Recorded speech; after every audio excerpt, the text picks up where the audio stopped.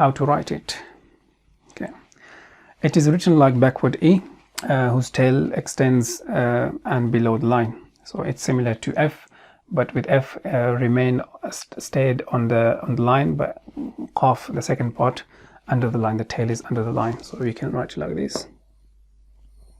Sorry, don't touch this. Okay, 2 dots. And with Fa we had 1 dot. With Qaaf we have 2 dots above it. And other forms can be written like this. Okay, it's the beginning of a word,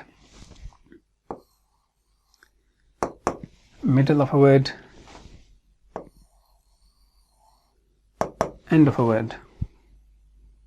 Okay, so you can connect them because these are connectors. Okay, write it down here.